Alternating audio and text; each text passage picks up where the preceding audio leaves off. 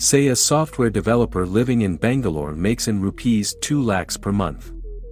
A software developer for the exact same role living in Silicon Valley makes in US $8,400 a month. If we convert this to rupees, we get roughly rupees 6.85 lakhs. But is the value of $8,400 in the US the same as rupees 6.85 lakhs in India? This is where purchasing power parity comes in. Let us take 3 expenses for each person, in the US and India. I may be slightly off on the exact prices of these items and expenses, but it's just to help understand the use of purchasing power parity, so I would appreciate it if you would let it slide, or flame me in the comments for being off about Big Mac prices. That is okay too.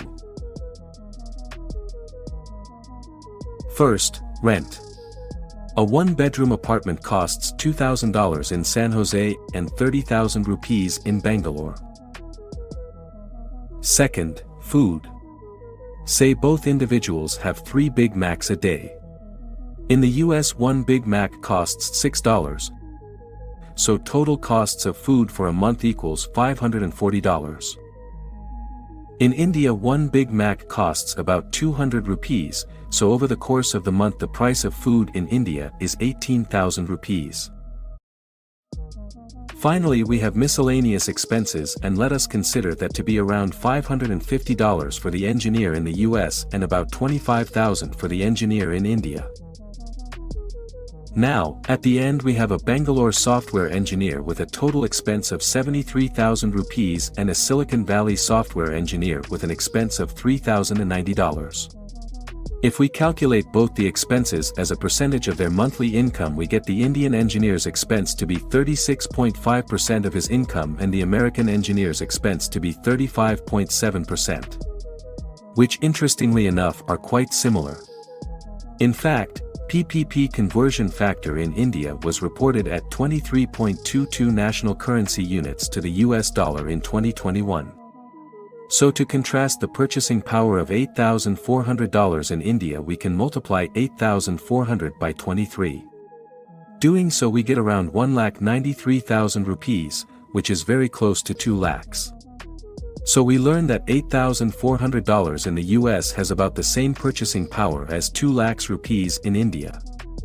And though the value of $1 is 81 rupees, but using purchasing power parity can help get a different perspective on what the currency is worth based on what it can buy in comparison to the other currencies. PPP is often used to compare the relative standard of living in different countries, as well as to make predictions about future exchange rate movements. If the cost of a basket of goods and services is lower in one country compared to another, it can be inferred that the standard of living is also lower in that country. And in our comparison, India is a developing country with an extremely large population, so it makes sense that the standard of living is still lower in comparison to the US.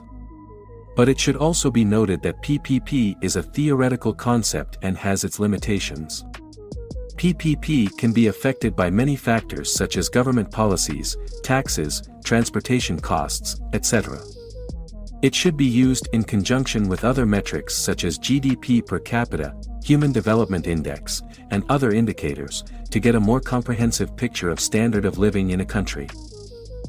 With that, we have come to the end of this video about purchasing power parity. Thank you for watching. We upload content almost every day. So if you enjoyed this video, like and subscribe. Also don't forget to leave your feedback in the comments. Thanks again and have a good one.